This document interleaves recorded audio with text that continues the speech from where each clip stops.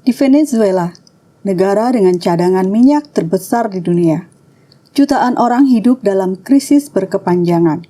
Di tengah situasi itu, ada sekitar 110.000 Muslim, mereka minoritas kecil, tidak berkuasa, tidak menentukan arah politik, namun mereka tetap hidup, bekerja, beribadah, dan bertahan di negeri yang terus dililit krisis ekonomi, tapi sumber dayanya melimpah. Bagaimanakah kehidupan Muslim di Venezuela hari ini? Apa yang mereka lakukan untuk bertahan di tengah krisis politik dan ekonomi? Dan kemana arah komunitas kecil ini melangkah ke depan? Inilah kisah Muslim di Venezuela, minoritas kecil di tengah krisis besar.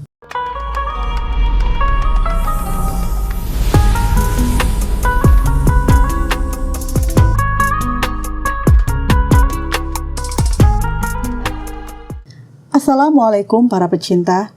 Sebelum kita melanjutkan, mari kita mulai dengan membaca basmalah dan bersolawat untuk junjungan kita, Nabi Muhammad SAW. Dan untuk mendukung perkembangan channel ini, jangan lupa klik subscribe dan aktifkan loncengnya agar resonansi para pecinta terus menggema. Venezuela, negeri dengan cadangan minyak terbesar di dunia yang mencapai sekitar 300 miliar barrel. Ini jauh lebih besar dari cadangan minyak Arab Saudi. Negara di Amerika Selatan bagian utara ini berbatasan dengan Kolombia, Brasil, Guyana, dan Laut Karibia. Luas wilayahnya hanya 916.000 km persegi dengan jumlah penduduk sekitar 28 juta jiwa. Bahasa resmi negara ini adalah Spanyol. Agama mayoritas penduduknya Katolik Roma. Sistem pemerintahannya berbentuk republik presidensial. Di tengah komposisi itu, umat Islam hadir sebagai minoritas. Jumlahnya diperkirakan sekitar 110.000 jiwa atau sekitar 0,4% dari total penduduk. Komunitas Muslim Venezuela tidak tersebar merata. Konsentrasi terbesar berada di Caracas, ibu kota negara. Selain itu, komunitas Muslim juga ditemukan di Maracaibo, Valencia, Pulau Margarita, serta kawasan Puerto La Cruz, Barcelona. Muslim Venezuela hidup sebagai warga sipil biasa, mereka bekerja, bersekolah, dan berinteraksi di ruang publik yang sama dengan masyarakat lainnya. Secara hukum, kebebasan beribadah tetap diakui. Kehadiran Islam di Venezuela bermula dari arus migrasi. Sejak akhir abad ke-19, Venezuela menerima pendatang dari wilayah Timur Tengah, khususnya Lebanon, Suriah, dan Palestina. Pada masa itu, kawasan tersebut berada di bawah Kekaisaran Ottoman. Gelombang migrasi kembali meningkat pada pertengahan abad ke-20 seiring konflik yang berkepanjangan di tanah asal mereka. Mereka menetap terutama di kota-kota pelabuhan dan pusat perdagangan, membangun usaha keluarga dan jaringan sosial.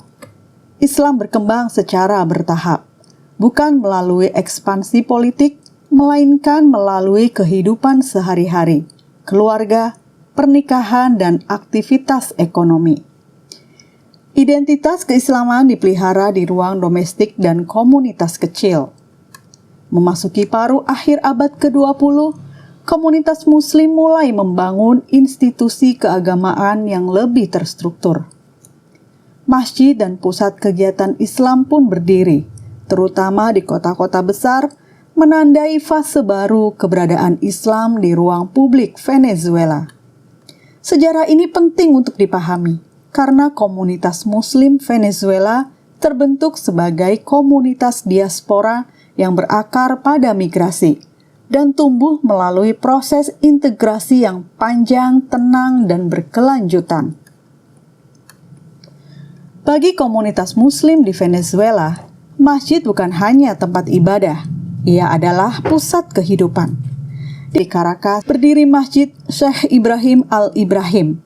Masjid ini dibangun pada akhir abad ke-20 dan menjadi simbol kehadiran Islam di ruang publik Venezuela. Selain sholat berjamaah, masjid ini menjadi pusat pendidikan, pengajian, dan aktivitas sosial umat. Di luar Caracas, komunitas Muslim juga memiliki pusat ibadah di beberapa kota lain. Di Maracaibo terdapat Mezquita Al-Rauda, sementara di Pulau Margarita serta kawasan Puerto La Cruz Barcelona, kegiatan keislaman sering berlangsung di musola atau pusat komunitas berskala kecil. Secara organisasi, umat Islam di Venezuela tidak terfragmentasi. Beberapa lembaga berperan sebagai penghubung komunitas, di antaranya Centro Islamico de Venezuela dan Asociación Islámica Venezolana. Keduanya fokus pada pendidikan Islam, pembinaan keluarga, dan layanan sosial. Tidak ada satu figur imam nasional atau otoritas tunggal. Kepemimpinan bersifat lokal dan komunal, berbasis masjid dan dewan pengurus. Model ini membuat komunitas Muslim Venezuela relatif mandiri, fleksibel, dan mampu menyesuaikan diri dengan kondisi krisis yang terus berubah. Inilah yang menjadi fondasi bagi kehidupan keagamaan Muslim Venezuela hari ini. Sederhana, terpusat pada komunitas, dan bertahan melalui kebersamaan. Dalam kehidupan sehari-hari di Venezuela, umat Islam hidup dari kerja nyata. Mayoritas Muslim Venezuela bergantung pada sektor ekonomi skala kecil dan menengah. Bidang yang paling umum adalah perdagangan. Mulai dari toko kelontong, grosir kecil, hingga usaha impor-ekspor berskala keluarga. Di kota-kota besar, banyak Muslim juga menjalankan restoran dan usaha kuliner Arab yang menjadi sumber penghidupan sekaligus ruang pertemuan sosial. Selain itu, ada pula yang bekerja di sektor jasa dan profesi. Sebagian menjadi teknisi, tenaga kesehatan, atau pengusaha tekstil. Pola umumnya adalah usaha keluarga dengan jaringan kekerabatan sebagai penopang utama. Krisis ekonomi nasional berdampak langsung pada kehidupan mereka. Inflasi tinggi, pasokan barang tidak stabil, serta gangguan listrik dan logistik memaksa banyak usaha beradaptasi. Jam operasional disesuaikan, skala usaha diperkecil, stok barang dikelola lebih hati-hati. Dalam kondisi ini, solidaritas internal menjadi kunci. Jaringan keluarga dan komunitas membantu menjaga kelangsungan usaha. Dukungan dari diaspora berupa kiriman uang atau obat-obatan juga berperan penting bagi sebagian keluarga. Mata pencaharian ini menggambarkan posisi Muslim Venezuela hari ini. Bukan sebagai kelompok yang terpisah, melainkan sebagai bagian dari ekonomi rakyat yang bertahan melalui kerja, adaptasi, dan jaringan sosial yang saling menopang. Dalam keseharian di Venezuela, Muslim hidup sebagai bagian dari masyarakat luas, tidak terpisah, tidak eksklusif, dan tidak membentuk enklave tertutup. Di lingkungan tempat tinggal dan tempat bekerja, identitas keislaman dijalani secara wajar.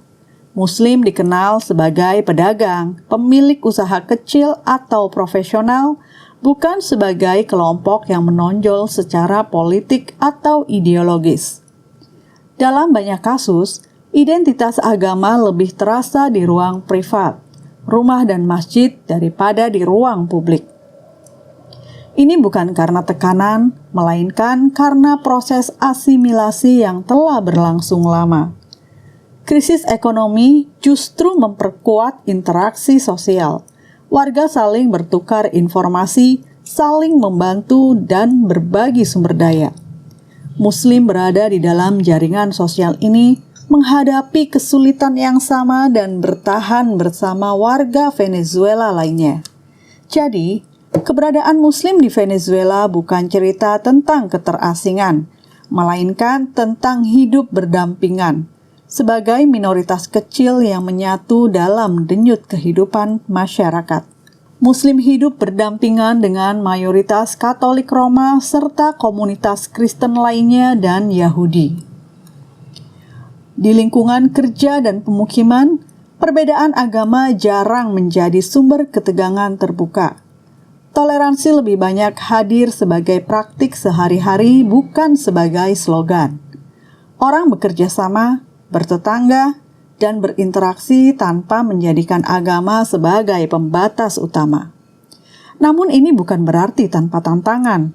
Diskriminasi kadang muncul secara sporadis, biasanya dalam bentuk stereotip atau kesalahpahaman individu. Namun, kasus-kasus seperti ini tidak bersifat sistemik dan tidak dilembagakan oleh negara. Bagi komunitas Muslim di Venezuela, pendidikan dan keluarga memegang peran penting dalam menjaga keberlanjutan identitas. Sebagian besar anak Muslim bersekolah di sekolah umum. Sistem pendidikan nasional bersifat sekuler, sehingga pendidikan agama tidak diberikan di ruang sekolah formal. Karena itu, peran keluarga dan masjid menjadi sangat menentukan. Pendidikan Islam dijalankan melalui kelas-kelas kecil di masjid, pengajian komunitas, dan pembelajaran di rumah. Anak-anak diajarkan membaca Al-Quran, doa-doa dasar, serta nilai-nilai keislaman, seringkali oleh orang tua atau relawan komunitas. Dalam praktik fikih, mazhab Syafi'i dan mazhab Hanafi paling umum dijumpai. Mazhab Syafi'i banyak dianut oleh keturunan Palestina dan sebagian komunitas Libanon. Sementara, mazhab Hanafi lebih lazim di kalangan keturunan Suriah dan wilayah sekitarnya. Perbedaan ini hadir sebagai rujukan ibadah, namun tidak menonjol dalam kehidupan sehari-hari. Selain komunitas Sunni, terdapat pula komunitas Muslim Syiah dalam jumlah kecil. Kehadiran mereka meningkat seiring hubungan diplomatik pemerintah Venezuela dengan Iran. Beberapa pusat kegiatan Syiah diketahui berada di Caracas dengan aktivitas keagamaan yang terkelola secara komunitas. Karakter keislaman lokal di Venezuela cenderung inklusif. Karena jumlah yang minoritas, umat Islam lebih menekankan persatuan identitas keislaman daripada memperuncing perbedaan mazhab. Dalam praktik ibadah, sholat berjamaah, terutama sholat Jumat, menjadi titik temu utama. Ramadan diisi dengan iftar bersama yang sederhana dan bergilir, baik di masjid maupun di rumah anggota komunitas. Pengajian dan kelas Al-Quran berlangsung dalam kelompok kecil dengan lokasi yang fleksibel. Hari Raya Idul Fitri, Idul Adha dirayakan secara kolektif meski berskala terbatas, diikuti silaturahmi dan makan bersama. Di luar ibadah, bantuan pangan, penggalangan dana darurat, dan kunjungan sosial menjadi tradisi yang dijaga. Krisis politik dan ekonomi di Venezuela telah berlangsung bertahun-tahun. Inflasi tinggi, pasokan barang tidak stabil, dan migrasi besar-besaran membentuk realitas baru, termasuk bagi komunitas Muslim yang kecil. Dampak paling nyata adalah penyusutan jamaah. Banyak keluarga, terutama generasi muda, memilih meninggalkan Venezuela untuk mencari stabilitas ekonomi. Masjid tetap berdiri, tetapi jumlah jamaah tidak lagi sebesar 1 dekade lalu. Di tengah kondisi ini, masjid berubah fungsi. Bukan hanya tempat ibadah, tetapi juga pusat solidaritas. Distribusi bantuan pangan, penggalangan dana darurat, hingga berbagi informasi pekerjaan dan migrasi menjadi bagian dari aktivitas komunitas. Cara bertahan lainnya datang dari jaringan diaspora. Kiriman uang, obat-obatan, dukungan logistik dari keluarga di luar negeri membantu menopang kehidupan sehari-hari sebagian anggota komunitas. Bantuan ini seringkali menentukan apakah sebuah keluarga bisa bertahan atau tidak. Dalam keterbatasan dana dan fasilitas, dakwah disederhanakan. Pengajian dilakukan dalam kelompok kecil. Pendidikan agama difokuskan pada dasar-dasar sholat, Al-Quran, dan akidah dengan memanfaatkan ruang rumah dan media digital. Solidaritas internal menjadi kunci. Komunitas saling mengenal, saling memantau kondisi, dan saling membantu saat ada yang sakit atau kehilangan penghasilan. Tidak ada sistem besar, yang ada adalah jejaring manusia. Di tingkat internasional, Nicolas Maduro dan pemerintahan Venezuela terus berada di bawah tekanan Amerika Serikat. Tekanan ini berbentuk dakwaan hukum, sanksi ekonomi, serta pembatasan akses finansial global. Tekanan tersebut berujung pada penangkapan atau perubahan kekuasaan secara langsung. Dampaknya terasa nyata dalam kehidupan warga, termasuk komunitas Muslim yang kecil. Ke depan, ada beberapa skenario yang mungkin terjadi. Skenario pertama adalah status quo berlanjut. Pemerintahan tetap bertahan, sanksi belum dicabut, dan krisis ekonomi berlarut. Dalam kondisi ini, komunitas Muslim kemungkinan terus menyusut akibat migrasi, sementara masjid dan organisasi bertahan dengan dukungan diaspora. Skenario kedua adalah transisi politik internal. Jika terjadi perubahan kekuasaan dari dalam, ada peluang pelonggaran sanksi dan pemulihan ekonomi secara bertahap. Bagi komunitas Muslim, ini membuka ruang untuk stabilitas jamaah, akses bantuan internasional, dan penguatan kembali kegiatan pendidikan. Skenario ketiga adalah ketidakstabilan besar atau kolaps politik. Ini merupakan skenario paling berisiko bagi kelompok minoritas. Dalam situasi kacau, komunitas sipil termasuk Muslim rentan terdampak oleh gangguan keamanan dan kesalahpahaman politik. Dalam semua skenario tersebut, satu hal menjadi penentu. Komunitas Muslim Venezuela tidak terikat pada rezim atau oposisi, namun terdampak langsung oleh setiap perubahan kebijakan dan kondisi ekonomi.